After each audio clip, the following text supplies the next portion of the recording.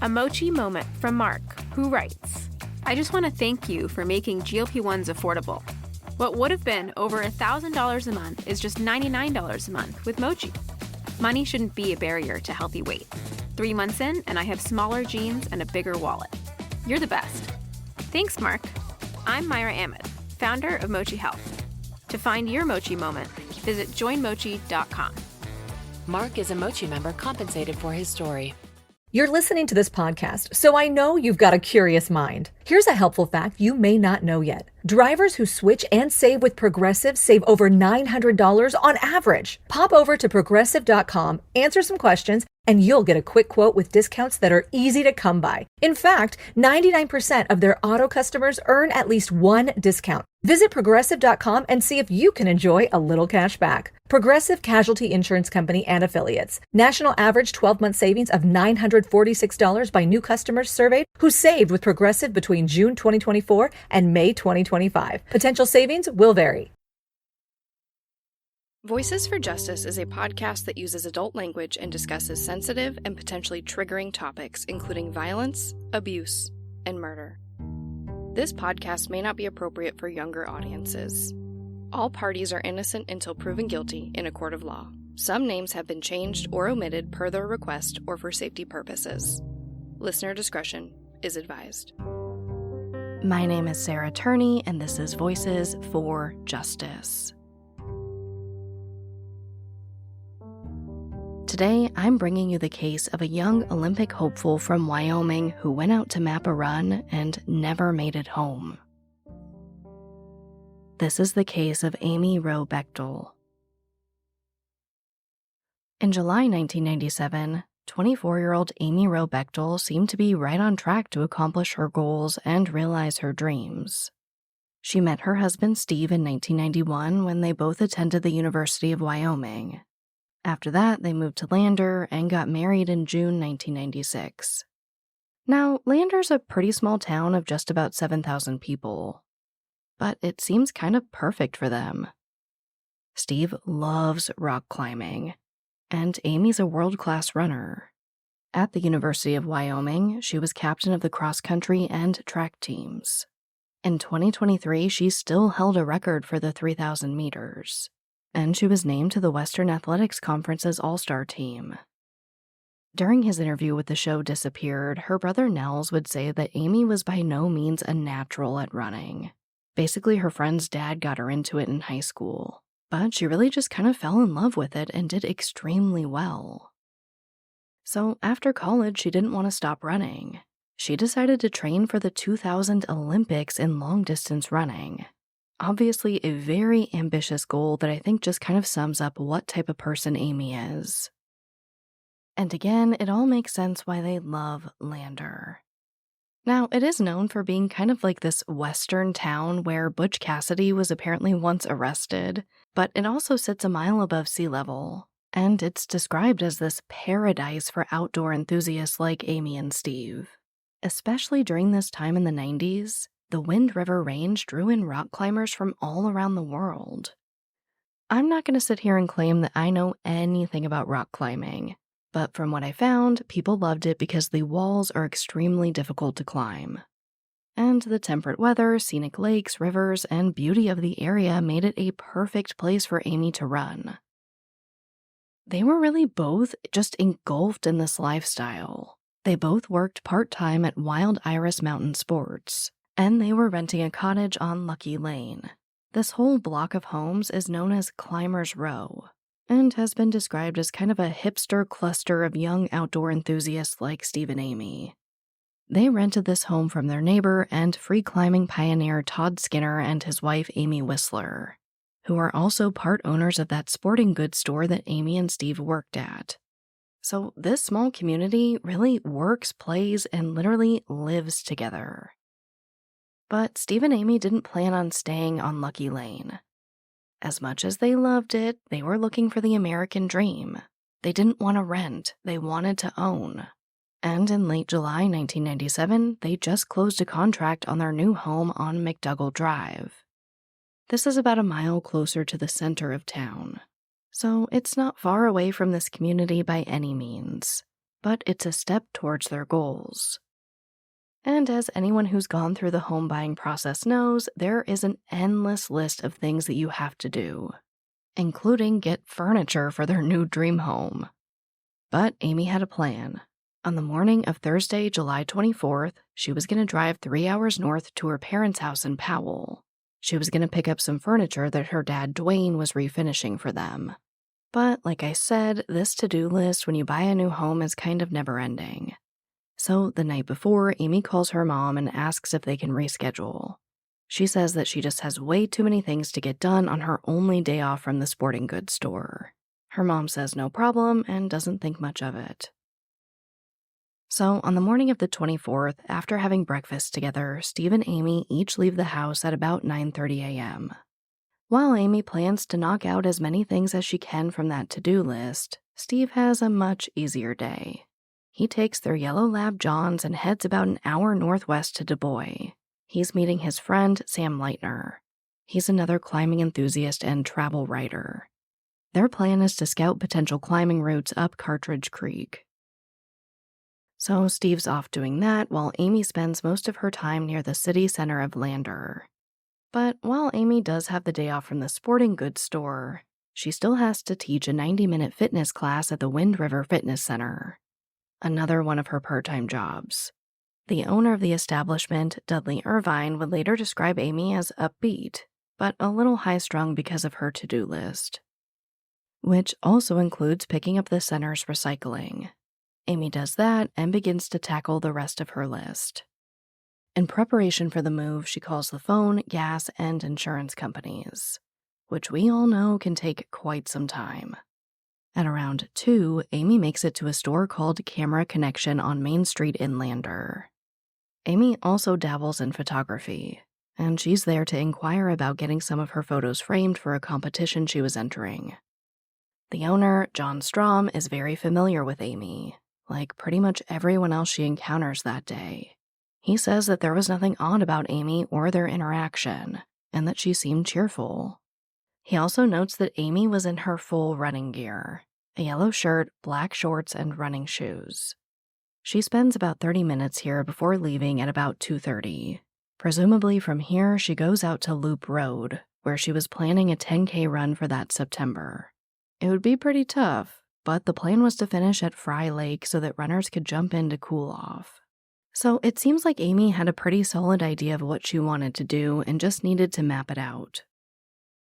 2 hours later, at approximately 4:30 p.m., Steve gets home from Du Bois with Johns. His new climbing route didn't pan out, and it started raining, so he and his friend Sam just go home. Amy still isn't home at this point, but Steve said that he wasn't really worried. It was a small town where everyone knew everyone, and it was pretty easy to get held up. Also, neither of them had cell phones, so constant communication just wasn't a thing. But by the time that Steve has dinner with the Skinners at about 8:15, he does begin to worry. The Skinners invite him out to go see a new movie, Con Air, but Steve declines, saying that he's just going to wait at home for Amy. And as the hours tick by, Steve does get more nervous. At 10 p.m., he calls Amy's parents, thinking maybe she changed her mind and went to go pick up the furniture. He also says he calls a local hospital. In 2016, he described this night to writer John Billman. Quote, "I got home from climbing. It's just a normal day. Get unpacked, feed the dog or whatever. Then I start wondering, where is she?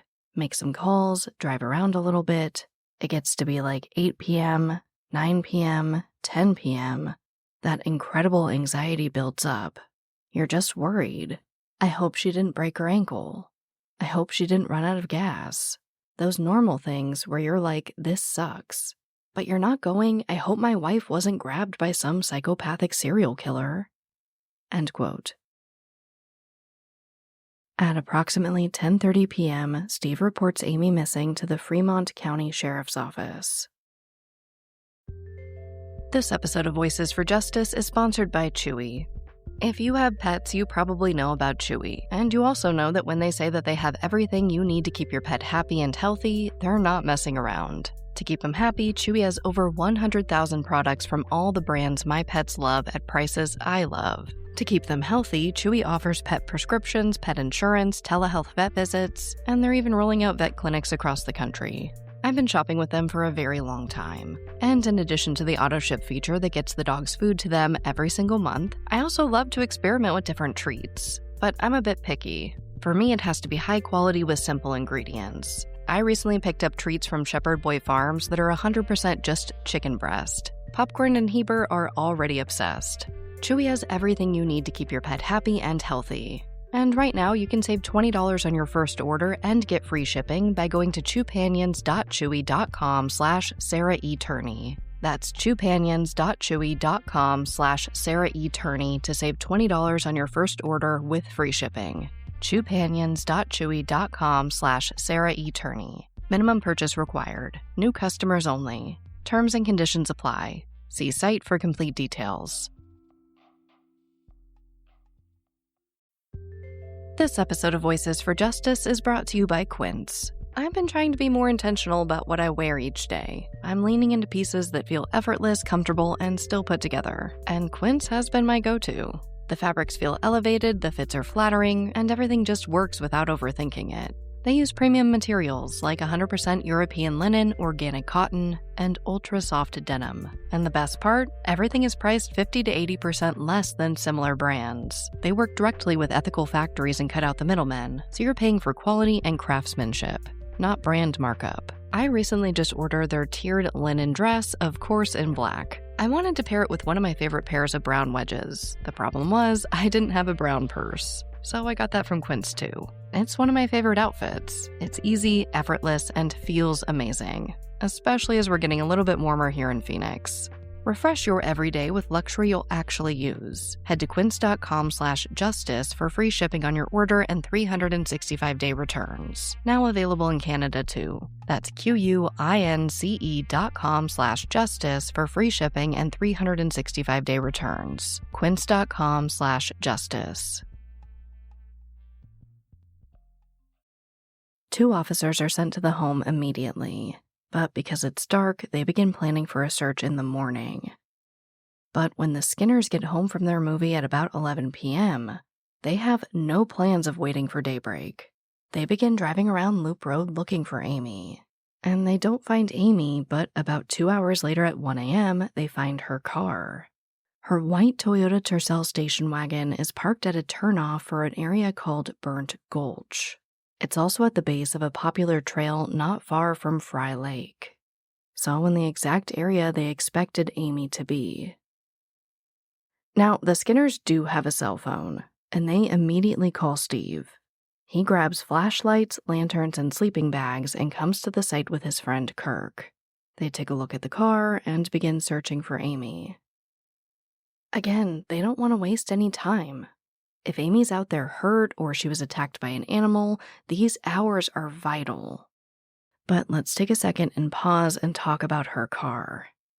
It was unlocked, which was not unusual. I know leaving your doors unlocked sounds like a trope, but it happens. In my research, I found multiple articles talking about how people in this community would leave their vehicles and homes unlocked. Really just for the sake of convenience, so that their friends could come and go or borrow sporting equipment as needed. So the car being unlocked is just not a red flag. But her wallet is missing, which Steve says is odd, because Amy does not usually take it with her while she's running. Her fanny pack is also missing, but her expensive sunglasses are still in the car. They also find her keys on the passenger seat, which again, Steve says isn't odd for Amy to do. She'd usually leave her keys in the car when she was running. Now, they also do find her to-do list, and 13 of the items are checked off. At the bottom, they find notes about her run. It looks like Amy was writing down mileposts and landmarks noting her odometer. So it appears like Amy drove the car there herself, because there are also no signs of a struggle or attack. So they assume something happened to Amy while she was running or scouting this route. The Skinners drive Amy's car home while Steve and Kirk search for Amy around Burnt Gulch. They're joined by a few more friends before dawn. And finally, the official search for Amy begins on the morning of the 25th. Officials treated Amy's case like any other lost outdoor enthusiast. And it's worth noting that the sheriff's office is very well trained in search and rescue. Because it's such a popular outdoor area with all this rugged terrain, they do this type of thing all the time. People get attacked by animals, they get hurt. It's not uncommon. So they conduct this search and rescue mission like they have so many times in the past. Lead investigator with the Fremont County Sheriff's Office, Dave King, told the media, quote, "We know what we're doing. We have 50 activations a year. We have specialists in steep angle searches, swift water searches, cave rescues. We have trackers, air spotters, and cadaver dogs, which supposedly can catch scents even underwater." End quote. So while, of course, it's scary for Amy's loved ones, for the sheriff's office, it's just another day. And pretty much everyone, including Amy's loved ones, don't assume the worst. Amy's tough. She's familiar with the outdoors and an extremely fit 24-year-old training for the Olympics. If anyone's going to make it out of there, it's Amy. They begin searching a 5-mile radius of where her car was found. But they don't find anything. So on Saturday, they expand the area to 20 miles, and on Sunday to 30 miles. At this point, they have over 300 people out there looking for Amy, and they find nothing. Not a shoe, not a piece of her yellow shirt, her wallet, or her fanny pack. In a time before internet virality, Amy's case spreads far and wide past Wyoming to the entire outdoor enthusiast community. They rally to help share her picture and find her. By this point, the sheriff's office is taking an average of 1,000 calls an hour about Amy, which is just insane. By the 5-day mark, they brought out tracking dogs, trained searchers on horseback, ATVs, dirt bikes. The National Guard was out there. F.E. Warren Air Force Base helps along with the Bureau of Indian Affairs. They utilized multiple aircraft, one with infrared heat-seeking technology.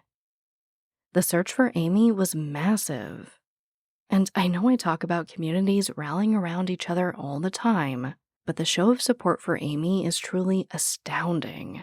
People from all over the country began coming to help. And again, these are mostly highly trained searchers or professionals in hiking, climbing, and running. So the sheriff's office finally makes the call. They say that it seems most likely that Amy was met with foul play.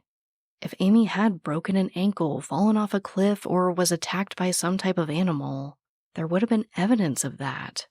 Blood, hair, clothing, something. Again, they do these types of searches all the time, and it was becoming pretty clear that Amy's case was becoming a criminal investigation. From here, they shift their focus to areas like old cabins, caves, and mines, basically places they thought somebody might try to hide a body. By July 30th, they order duplicates of Amy's clothing and shoes to help with the search. And by the 31st, they inform the media that the area is now being considered a crime scene, and that they plan to scale back the search for Amy and ramp up the investigation into possible foul play. Like the search, the investigation becomes a huge operation. About a week out, they not only have the sheriff's office, but now over 24 agents from the FBI and the Wyoming Division of Criminal Investigation. They, of course, begin conducting interviews with Amy's friends and family. Now, Amy's family is very front and center in the fight for her. She's the youngest of 4 kids and grew up in Jackson and Douglas, Wyoming. Her father was the city administrator, so super strong ties to this community. She's also really close with her siblings and served as best man along with her 2 sisters at their brother Nell's wedding. So along with the rest of the community, they all rally together for Amy. With most of the major searches being completed and not being able to help much with the investigation outside of answering questions, they focus on putting up flyers around the community. They also put up yellow awareness ribbons created by locals, some even by John Strom from the camera shop where Amy was last seen. And this does appear to be the last verified sighting of Amy. Though there are what seems like an endless amount of unverified sightings that do contradict each other. One witness says that they saw Amy drive to where her car was found, get out, and start jogging. 3 witnesses place Amy running on Loop Road that day. And a mechanic for the county, a surveyor, and a couple who owned a lodge in the area all say that they saw a female jogger on Loop Road as well. But the problem for investigators is that many other witnesses place Amy in town running errands around that same time, and they can't find any evidence to prove that she drove her car to where it was found. And that is partially due to missteps made by the sheriff's office. While I do think that we can praise them for their search and rescue efforts, they definitely seemed less skilled in criminal investigations, and they failed to secure the area as a crime scene early on. This, coupled with Amy's car being driven home before investigators could search it, makes the crime scene pretty much completely compromised. Basically, everything past Amy leaving the camera shop around 2:30 is in question. And even that timeline is questioned by some investigators who believe she may have left as early as 1 p.m. Then, a witness comes forward that puts Amy's husband, Steve, at the forefront of this investigation. At DSW, we ask the important questions, like, what shoes are you going to wear? Whether you're prepping for wedding season, festival season, or just planning the ultimate vacay, the right shoes can make or break an RSVP. So own the moment. You've got big plans, and we've got just the shoes, at the perfect price, of course. Get ready to get ready with Designer Shoe Warehouse. Head to your DSW store or dsw.com today, and let us surprise you. What they did to your family, you're lucky to make it out alive. Streaming on Peacock. These men are going to come after me. Taking them out is my only chance. Put a bullet in her head. From the co-creator of Ozark. Looks like a family was running drugs. Execution-style killing, it's rare for the Keys. Any leads on who they might have been running for? The cartel killed my family. I'm gonna kill them. All of them. MIA. Streaming now. Only on Peacock. On August 2nd, an anonymous woman calls in a tip about Amy. She explains that she saw a man driving a light blue pickup with a blonde in the passenger seat on Loop Road around 5 p.m. on the day Amy went missing. The description of this truck matches Steve's. And, of course, I have to believe that they were looking into Steve even before this. We know this is just a normal part of any investigation into missing persons. When a search comes back empty, they start to focus on the people around that missing person, especially a spouse. So investigators start trying to nail down Steve's timeline for that day. We know that Steve says that he was in Du Bois with his dog and his friend Sam Leitner that day, over an hour away. Now, Sam does back up Steve's story. He says, yes, we were together, we were scouting out this place to climb. And investigators do verify that Sam used his credit card to buy gas in that area that day.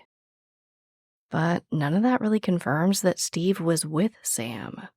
Steve can't prove where he was when Amy went missing. Investigators also point to the call Steve made when reporting Amy missing. They say that he seemed more lighthearted than concerned, despite everyone around Steve reporting that he seemed immediately panicked. Amy turned 25 on August 4th. This was a major milestone for everyone who was hoping to bring her home by then. The very next day, investigators asked Steve to come speak with the sheriff's office and the FBI. At first, it seems like any normal line of questioning. Steve is cooperative, agrees to take a polygraph test. But things take a pretty sharp turn when they outright accuse Steve of killing Amy. They also say that they have evidence to prove it. So Steve ends up walking out of this interview, and he hires a high-profile attorney named Kent Spence. Unsurprisingly, Spence instructs Steve not to take the polygraph test, and not to speak to investigators without him present. Though I will say there is some conflicting reporting about whether or not Steve refused to speak altogether with or without his lawyer present. The very next day, on August 6th, search warrants are executed on Amy and Steve's home, as well as Steve's pickup truck, which is impounded. They also bring in cadaver dogs and do luminol testing to look for any potential crime scene. While investigators would tell the media that they were mostly in search of biological evidence of Amy's that could help identify her remains in the future, it seems pretty clear that Steve is their primary person of interest at this point. They don't find anything in the home or in Steve's truck that link him to foul play, but they do find some journals that some find concerning. At least one journal is Amy's, and one is Steve's, and there are hundreds of pages of writing. We don't know a lot about Amy's journal, but it's what they find in Steve's that investigators want to look into. Some of these writings appear to be graphic and violent in nature, and others even talk about Steve killing people. I think it's pretty fair to say that this is something that investigators need to follow up on. And when they do, Steve pushes back. He says that a lot of what they found were old lyrics he wrote for a band he played in during high school, or fictional short stories that he submitted to different publications. Steve flat out tells the media that he doesn't know what they may have found in there that would be considered concerning. Investigators do end up showing these journals to Amy's family, not Steve's. Now, Amy's family is big, and her siblings and parents have made many statements about Steve and these journals over the years that I want to honor in this episode. Since literally none of us know Steve or Amy, I will defer to them. Their reactions are a little mixed. Initially, in 1997, Amy's sister Casey Lee told the Casper Star-Tribune that she didn't think that these journals indicated that Steve harmed Amy. She said that those were private thoughts written down that weren't meant for other people to see. She also supported Steve getting a lawyer and pausing conversations with authorities, but she did hope that he would resume them later on. On the other hand, Amy's parents did find these writings concerning, and her brother thinks that it's a pretty strong sign that Steve did harm Amy. I found plenty of statements from Amy's family who say that they didn't think Steve had anything to do with this until they were shown these journals, which makes sense to me. When something like this happens, not everyone thinks the absolute worst, and I think most people want to believe that their loved ones or family are good people. But it seems that as they're shown these journals, and as Nell specifically begins thinking back, it all kind of comes together. Through interviews way back in 1997, and even as recently as 2013 on Amy's episode of Disappeared, Amy's mom and brother specifically talk about some things they remember about Amy and Steve's relationship that concern them. In a 1997 interview with the Casper Star-Tribune, Nels explains that his wife was the director of a shelter for women impacted by domestic violence, and she says that Amy showed all the signs of being in an extremely controlling relationship. Nels said that he confronted Amy about this, and about possible violence in their relationship. He says Amy couldn't even look him in the eye. And in the 2013 episode of Disappeared, they discuss an incident where they asked Amy about bruises on her arm, and she says they were from Steve. But on the flip side, friends who knew the couple were coming out in droves to defend Steve. Todd Skinner, their landlord, friend, and boss, someone who obviously spent a lot of time with them in a variety of situations, says Steve and Amy were the sweetest couple he'd ever seen. Two of Steve's ex-girlfriends even submitted letters to the editor of the Casper Star-Tribune defending Steve. They say that he was kind and gentle, and they can't imagine him hurting Amy. The father of Steve's childhood best friend echoed this sentiment in another letter. Most people who knew them said that they couldn't imagine Steve ever hurting Amy, but the public and Amy's family were still divided. So they start going through motives. Why would Steve want to hurt Amy? Now, Amy did have a life insurance policy, but it was for $3,400 and was bought by her father when she was a toddler. While we're on the subject of money as a potential motive, I think it's worth noting that with Amy gone, Steve couldn't even move forward with buying their new home. Without her income, he just couldn't afford it anymore. So Amy's absence made his financial situation worse. They also ruled out the theory that Amy may have left on her own accord to start a new life pretty quickly. Amy had just finished paying off her student loans, and it was very clear that she had many plans for the immediate and distant future. While it is still pretty early in the investigation, investigators had fielded thousands of calls and tips, and they kept coming back to one person, Steve, and especially his timeline. While Steve was still out leading the charge to find Amy, investigators weren't able to find anyone other than his friend to place him in Du Bois that day. They also couldn't confirm the phone call he said he made to the hospital that night, though they do verify the 4:43 p.m. phone call. So right now it feels like some of Steve's story matches up and some of it doesn't. And while all of this is happening, there's also a huge media storm over Steve's refusal to take the polygraph test. Mark Klass, father of Polly Klass, even weighs in saying that Steve should take one. But Steve says that they're basically trash, and it will only be used against him despite his innocence. He also makes a point that I haven't really seen before in another case. He tells the Casper Star-Tribune, quote, "Whether I take that test or not should have no bearing on the ability to find Amy. If the law enforcement people are so incapable that they can't find a woman without figuring out whether or not I sweat when I talk, I think we're dealing with a really pathetic organization." End quote. Steve also fights back about what I think is a pretty hot topic in true crime. He says him hiring a lawyer isn't an indication of guilt. And he adds that it's generally a good idea for anyone to get a lawyer when the FBI accuses you of something you didn't do. So Steve's making his case in the media. And on the other side, Amy's parents and brother are doing the same thing. They're publicly pleading for Steve to just take the polygraph test so he can be cleared. They say that they want him to be cleared. And investigators share a similar sentiment. Basically, they can't and won't move on from Steve until he takes this polygraph, which he ultimately never does. Steve maintains his innocence. So at this point, Steve and his friends just keep searching for Amy, sending out flyers and holding fundraisers, while investigators focus on him as the primary suspect. Now, what I really do love is that despite how everyone felt, they still came together for Amy. In late September, Steve and his friends organized a 10K walk/run for her, with all proceeds going to help find Amy. Steve led the crowd. He said, "We are all in this together. Amy is alive and we're going to find her." And Amy's mom, sisters, and nieces joined. They ended at Fry Lake, exactly where Amy planned to end her 10K. Unfortunately, it does seem that this unity was pretty short-lived. Amy's mom says that shortly after this, Steve just stopped talking to her family. And by the 1-year mark of Amy being missing, the case hadn't really progressed at all. Nels is really outspoken about how hard-hitting the 1-year mark was for him, and the frustration with the intrusion of reporters surrounding the date.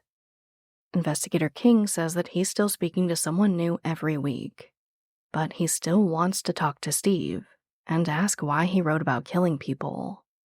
He flat out says that Steve is hindering the investigation by not taking the polygraph.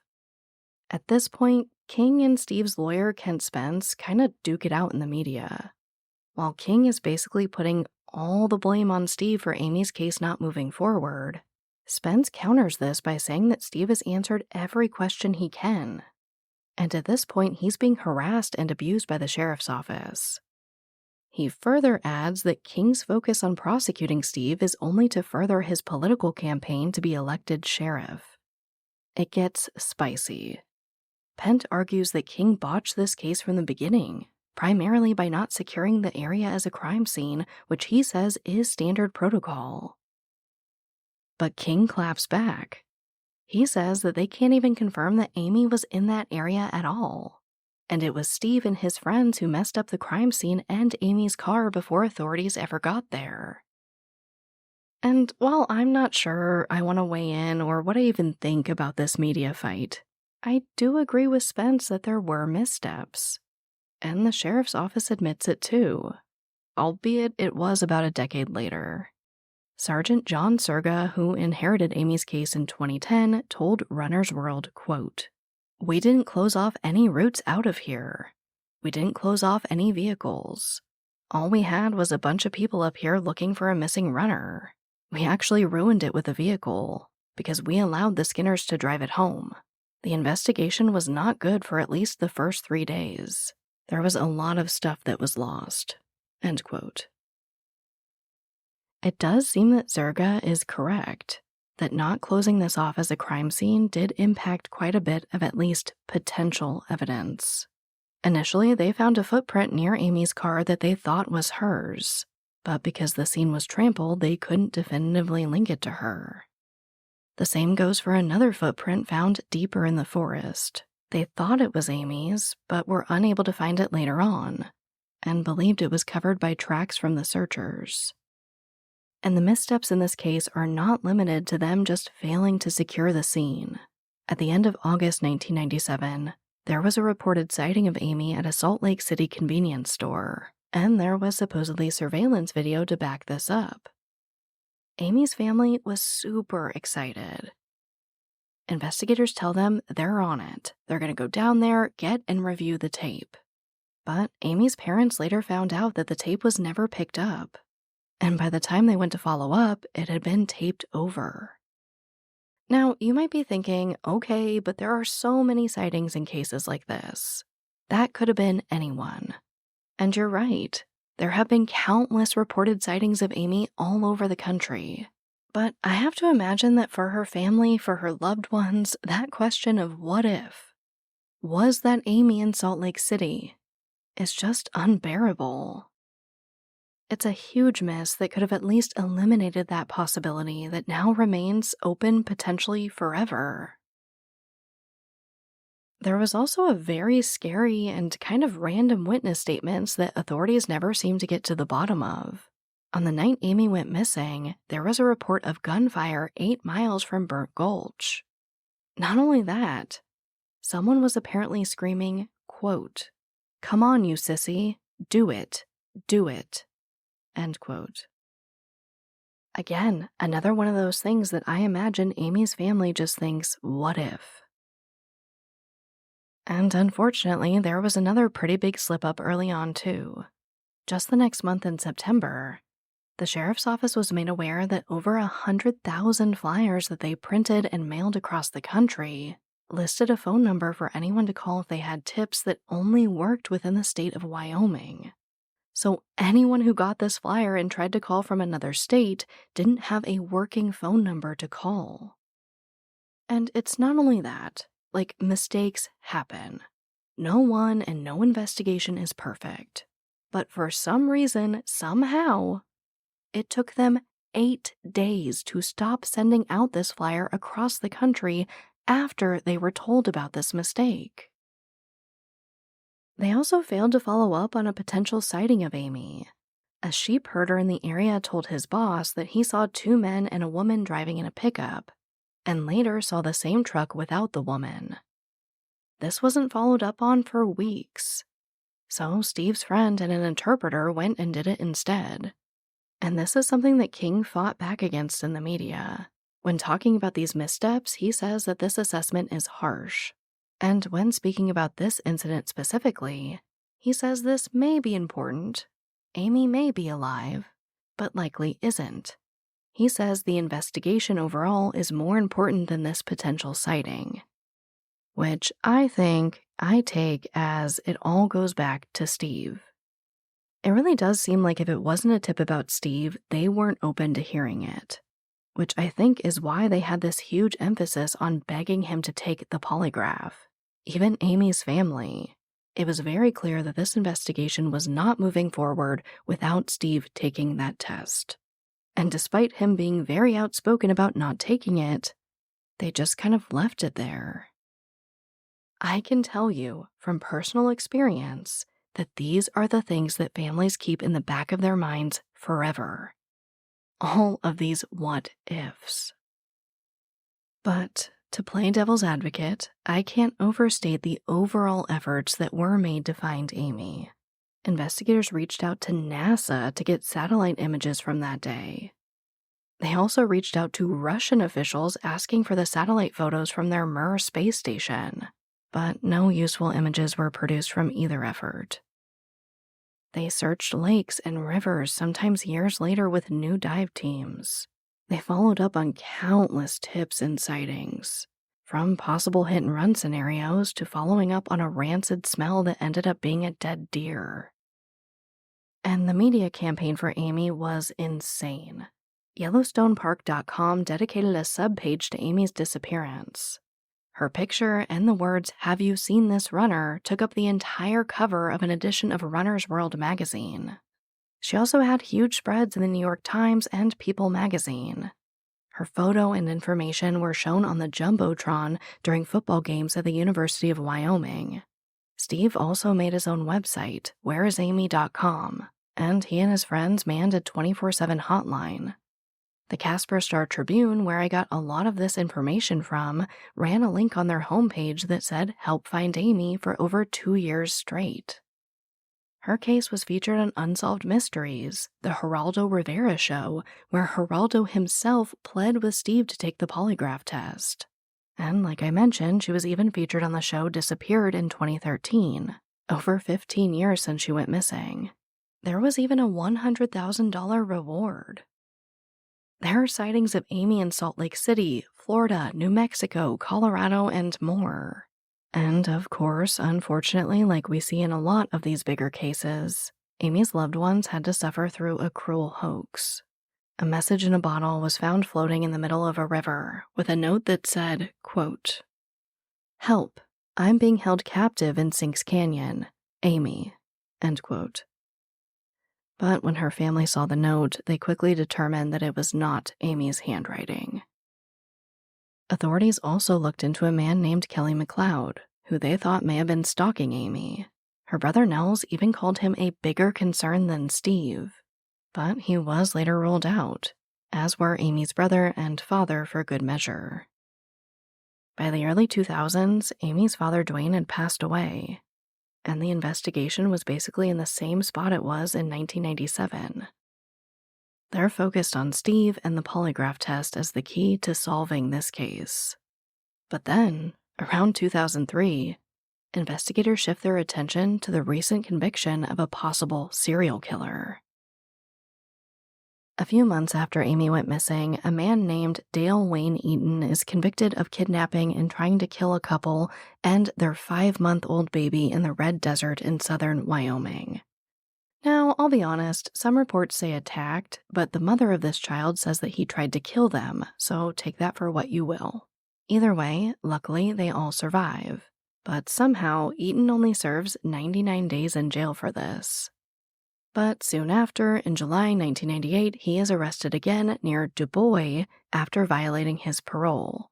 And during this stint in jail, he kills his cellmate in a fit of rage, then faces manslaughter charges. But through his criminal activities, DNA was taken from Eaton, and he was linked to the 1988 rape and murder of 18-year-old Lisa Marie Kimmel. His property is searched, and they find her car buried on his land. They also find women's clothing and purses, along with newspaper articles about other missing and murdered women. Eaton is eventually found guilty of raping and killing Lisa Marie Kimmel in March 2004, and he was sentenced to death. Though after a lifetime of appeals, his sentence was later changed to life in prison without the possibility of parole in 2022, much to the dismay of Lisa's family. Some authorities believe that Eaton is linked to the murders of at least 9 women in Colorado, Wyoming, and Nevada between 1983 and 1997, and may be who they call the Great Basin serial killer. So, what's the connection to Amy? Well, in what I would say is perhaps their biggest misstep of all, Eaton's brother Richard actually reached out to authorities shortly after Amy went missing. He said, "Hey, my brother is a bad guy and I think he may be involved." Richard tells them that he'd gone hunting and fishing with his brother in Burnt Gulch near where Amy's car was found many times. Not only that, he says that his brother had plans to camp in that exact area that summer. But this tip is basically ignored. They thought Richard wanted the reward money and decided to keep their focus on Steve. Again, I don't know Steve or Amy, and I aim to be as respectful as possible to everyone's feelings in this case. I understand why Amy's family feels the way that they do about Steve, from her brother being extremely adamant that he may have been involved, to her sister being less certain of that. I'm not here to sway you one way or the other. I'm here to present the facts as I found them in my research. While most of the early detectives on Amy's case were pretty laser-focused on Steve, when Sergeant John Zerga enters the picture around 2010, that changes. He's the one who later admitted that the team screwed up by not securing the scene. And as it relates to Eaton's possible involvement, he told the Casper Star-Tribune, quote, "I think our detectives who were working the case were so adamant that it was Steve that they weren't looking in other directions." End quote. So Zerga does the only thing he can do at this point. He works the lead. He goes to Eaton in prison in 2010, but he refuses to talk to authorities. In 2012, Zerga goes back to Richard and he confirms the same story he told in 1997. He then goes back to Eaton in 2013, who again refuses to speak. Which is basically where the case is today. So, what happened to Amy Wroe Bechtel? Investigators seem pretty certain that Amy wasn't in some type of accident or attacked by a wildlife. They also don't think that she left her life to start another. Almost everyone involved believes that she was the victim of some type of foul play. Dale Wayne Eaton has never been charged with Amy's murder, but they certainly lost some time and potential evidence after failing to follow up on the tip his brother called in way back in 1997. There doesn't appear to be any solid evidence pointing to her ex-boyfriends or potential stalkers. Of course, there is always the possibility of a random stranger abduction. As far as I could find, while some items from Amy's home and Steve's truck were sent to their state lab for testing, nothing of evidentiary value was found. Early investigators seem adamant that Steve may have information about Amy that would lead to them cracking the case, while Sergeant Zerga believes too much time was spent focusing on Steve, and that Dale Wayne Eaton seems likely to blame. Now, I do think it's worth mentioning here that in my research, I found that Steve had a fallout with his friend Sam Leitner, the friend he says he was with on the day that Amy went missing. Sam did eventually say that he did like Amy more than Steve, but he never changed his story about what happened that day. The last I could find from Amy's family is that they're still a bit divided on the issue, but that may have changed over the years. According to Jake Nichols' reporting for Cowboy State Daily, as of 2016, Steve said he hadn't spoken to Amy's family in over 15 years, and hadn't consulted with a lawyer about the case in over a decade. He stayed in the same area and in the rock climbing scene. He eventually got remarried and has a few kids now. From a purely logistical standpoint, it seems that either of these men could have harmed Amy. If Eaton was in that area, he could have easily killed Amy and left without being seen due to the delay in securing the scene and putting up roadblocks. He would have had days to see that someone was searching and get out of there. Steve would have had less time, but between getting home, the phone call made at 4:43 p.m., and seeing the Skinners for dinner around 3 hours later, that window of time does lend for that possibility. Ultimately, we don't know what happened to Amy. Just that countless people miss her dearly and mourn the life that she was working so hard to create for herself. The week this episode airs marks 27 years that she's been gone. Nearly 3 decades. and the 2024 Olympics are right around the corner. I can't speak for her loved ones, but after just researching Amy's case, I can't help but think about how she may have been there, likely coaching a younger, long-distance runner now. But like I said a few times in this episode, I think that's the thing with missing persons cases. The not knowing. The constant what-ifs and wondering what could have been that lingers. Which brings me right to our call to action. Please share Amy's case. She has gotten a good amount of media attention over the years, but like in a lot of older cases, it certainly has slowed down. Maybe we can get the story of an Olympic hopeful who went missing back in the news cycle.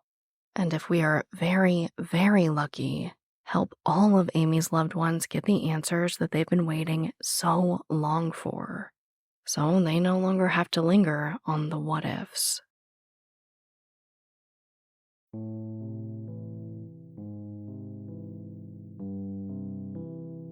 As a reminder, Amy Wroe Bechtel was 24 years old when she went missing from the Lander, Wyoming area on July 24th, 1997. She is 5'6", white with blonde hair and blue eyes. At the time of her disappearance, she weighed approximately 115 pounds. She was last seen wearing black running shorts, a yellow shirt, and running shoes.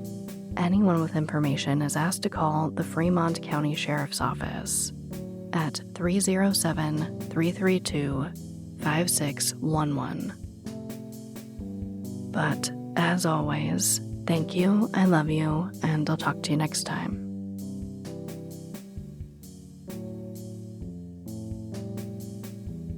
Voices for Justice is hosted and produced by me, Sarah Turney, and is a Voices for Justice media original. If you love what we do here, please don't forget to follow, rate, and review the show in your podcast player. It's an easy and free way to help us and help more people find these cases in need of justice.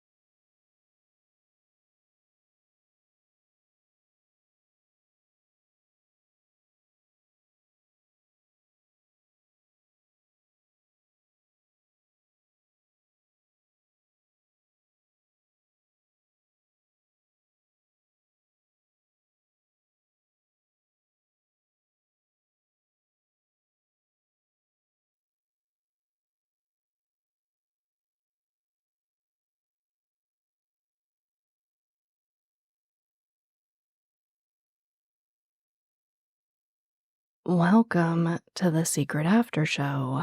Let's talk about Amy's case. It was a hard one. Again, I say that I gotta stop saying that, you guys. I think for me, it's always hard when a family is divided or when law enforcement says something that may not align with the family. And of course, I always present all those facts to you. It's hard for me because I never want to hurt any of the loved ones of the people I feature on this podcast. But I couldn't cover this story without talking about this tug of war, this fight really between Nels and much of Amy's family being openly suspicious of Steve versus law enforcement later saying that focus was a mistake.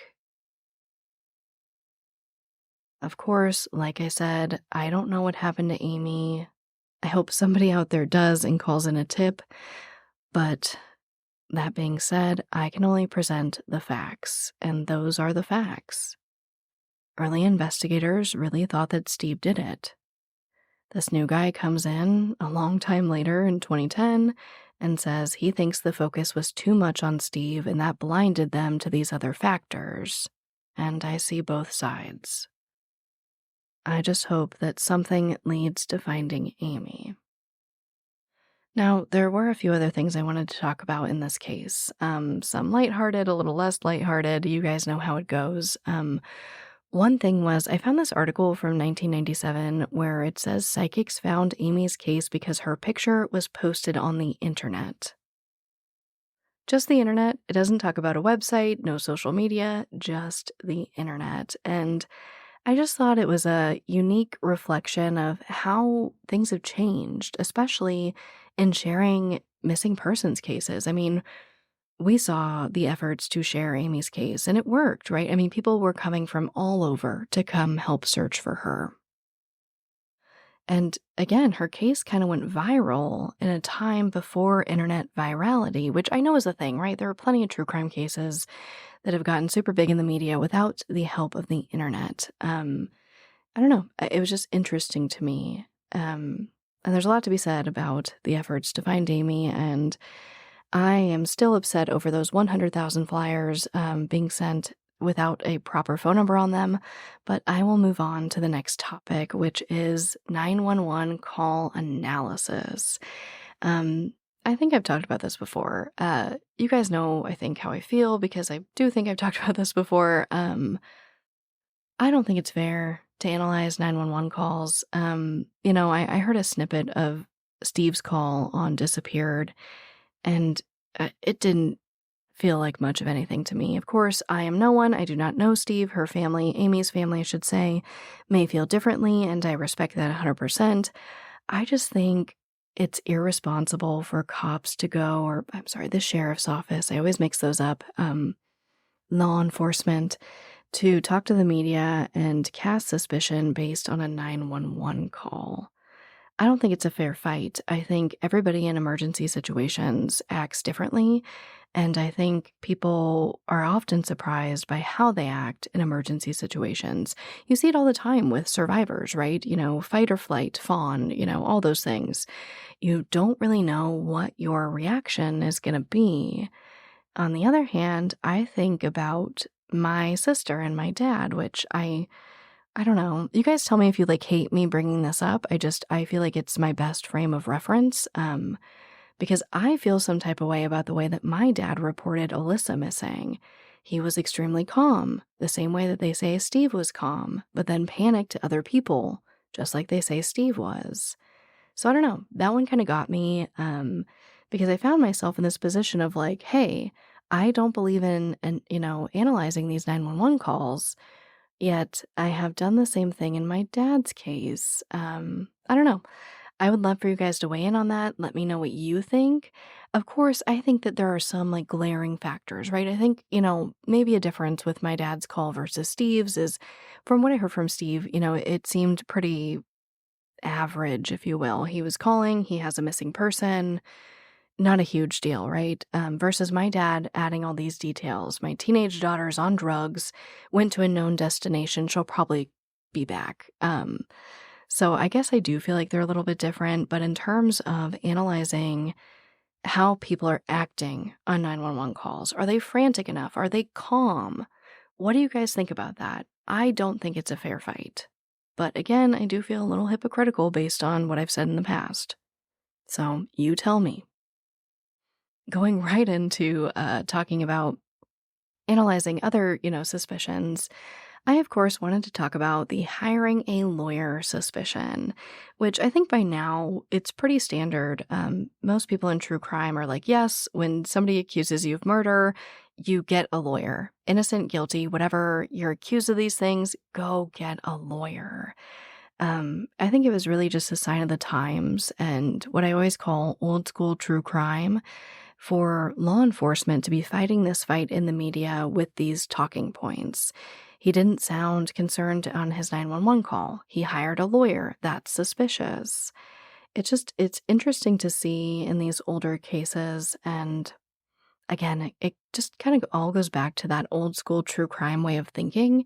And I have to wonder how many cases that's impacted. And if this really did impact Amy's case, again, we don't know. We don't know if Steve is innocent or if he's guilty. We don't know what happened. But certainly, if someone else is found liable for Amy's disappearance, it's worth taking another look at. The last thing I wanted to talk about was this serial killer, Dale Wayne Eaton. I did cut out of the script. I called him a trash person. And I was like, okay, I can't, okay, I won't do that. So I saved it for the after show. I think I said, he's your average trash person. And then I started telling you about him. And I was like, okay, Sarah, pull it back just a little. But what I wanted to talk about here was like his luck. I don't like that. How he got 99 days for kidnapping this like entire family. And again, most reports do say attacked. The mother of this 5-month-old said tried to kill. So I did side with her because it was a 5-month-old baby. And I was clear about that in the episode. I will admit when I am taking a side, and I took that side hard. But 99 days for parents of a 5-month-old who thought that they were going to lose their lives. That doesn't feel like enough. I don't know. I don't know what the mandates are on that or the sentencing guidelines for that are. Doesn't feel like enough to me. And then he kills his cellmate and gets manslaughter charges when, as far as I could find, he killed him in a fit of rage, which I guess actually you do see that in some manslaughter, but still doesn't feel like enough. And then, while I will say that I am not someone who is pro-death penalty, for him to file appeal after appeal after appeal, to then get that overturned to be life in prison without parole, it's just like a crazy series of events where I feel like he's just kind of, he's getting off kind of easy. I don't know, maybe I do have a bias towards people who kill a lot of people, and I am happy to say that right here and right now. If you kill people, I do not like you, and I do not think you're a good person. And while I do believe in reform, when you repeatedly kill people for, many, many years without remorse and don't want to help in other people's cases, I have a hard time believing that you are, 1, reformed, 2, focused on reform, or 3, even care about reform. So if you're a bad person who does not want to be a good person, I'm going to say right here and right now and make a stance and say that you suck. You suck. I know that's very controversial, as I normally do in this after show, but I stand by it. Moving on to what's going on with me, because I am obviously feeling some type of way. Obviously, last week I took off. It was the 1-year anniversary of my father being acquitted, which is still very hard to deal with. It's just hard. I don't know what else to say about it. And I think seeing him on the internet doing what he's doing, trying to become an influencer, talking trash about me, saying that I planted the bombs in the house, it just makes it harder. So coming off the True Crime Podcast Festival, which was great. I loved meeting you guys. I did my keynote speech, which I was so worried about, and people were so nice to me and gave me the best feedback. So all that was fine. It was just exhausting. I came out of the festival that I had been prepping for weeks. I was so nervous about my speech. Right after that, bam, was the anniversary. Right after that was some not pleasant things with a project going on with Alyssa that maybe someday I'll be able to tell you about. I don't know. It was a really, really hard week. And while I had this episode pretty much ready to go, I needed time off. And I decided to instead take this moment, this anniversary, to highlight what I'm doing going forward in Alyssa's case, because that's what makes me feel better when bad things happen or I feel sad about Alyssa's case, like the anniversary. I like to work towards things that I think will help make it better, or at least a creative form of expression for me. So that's why you got that teaser last week of Alyssa's new season. I'm also just bursting to tell you guys everything that's happened, which I've been like this for 4 years, and I'm no longer able to contain it. So I'm so happy that the teaser's getting going. The season is progressing. So if you haven't listened to that, definitely listen. There's like 7 minutes or something insane of just audio of what's been going on, which you guys know is my favorite thing, especially when it comes to Alyssa's case, because I understand, as her sister, as the prime suspect's daughter, I'm biased. Of course I am. Of course every family is biased. Every person is biased, I would argue, but of course, I'm biased, and I will say that all day, every day, so I like using the actual audio. I like using actual examples. I think that it's more powerful than me going up to my dad and being like, how I feel about the other gentleman whose name I don't care to remember because he killed a bunch of people, being like, Dad, you suck. You suck, and I think you did this, and I think you're a bad person. Like, that doesn't move people the same way as me going up to him and saying, okay, well, on this date, you wrote this letter that said these exact words, so are you saying something different now? And getting his real reaction, because my God, does my dad make this story for me. I mean, I could probably make a podcast of just my father talking if I wanted to cater to his ego that bad. He tells on himself all day, every day, and that's what you're going to hear in the new season. It is, to be honest, at True Crime Podcast Festival, my speech was kind of like a test of what I wanted the new season to be like. And that's from my point of view. I've never done that before. I've never just been like, this is what happened from my point of view. Of course, not just emotional. I will have examples, as I always do. You guys know I come correct with receipts every time, and I always will. Or I'll tell you if I don't have receipts. I will say that I do now have proof that they did tell me to get media, so that is a very exciting revelation for me, because that was one thing that I had to tell you guys. I have no proof of this. I promise they told me to get media, and I now have proof. But again, you're going to hear from my side of the story. You're going to hear all that. The fight to legitimize what the police told me to do, going through the court system, being... Ooh, the process between the county attorney and the police and the runaround I got there. I was told it was 2 weeks, or it would be 2 weeks before I was told if my dad would be arrested. Then it was 2 months, and it was, so much has happened, and I am so excited to start fresh, start from the beginning, and just tell you the story how I always wanted to tell it, without being afraid of it, not holding up in court or hurting Alyssa's case. It's at the point where we either find Alyssa's remains or not. And there's not much that can hurt her or this case or me now. So I'm doing it. The last final season of Alyssa, which is so hard, it's so hard to say. It's like, because it's still ongoing. Of course, if there are updates, I'm sure I'll add to it, but I'm ready to tell this story and finish it to the best of my ability. All right, I'm not going to cry. The last thing I wanted to talk about in this segment here was why Alyssa's new season is not going to be on Voices for Justice, but on my new show, Media Pressure. That's for a few reasons, right? Because Voices for Justice was never supposed to be what it is now. That was never the plan. It was always, I'm going to tell Alyssa's story. Hopefully people listen. Please listen. That was the entire plan. And thankfully you guys did. And of course I stopped episodes because of the arrest. And I started covering other cases. I could not leave families out here in true crime after what I went through. And I just wanted to help tell their stories, help get justice for people, and that's what Voices for Justice turned into, a weekly show featuring a new case in need of justice each week. And I love that. I love what I do here. It is truly my baby and my passion project, but it's not what it was when I started it. And I don't want to take away from what I've built here in terms of these new cases and the feed, and confuse people with another long series or long form season.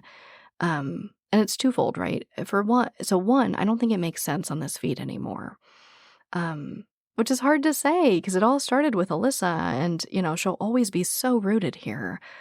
But, it's twofold because the other reason is I want Media Pressure to be built up so big that every family, every person connected to a story that comes after me has a massive platform to tell that story.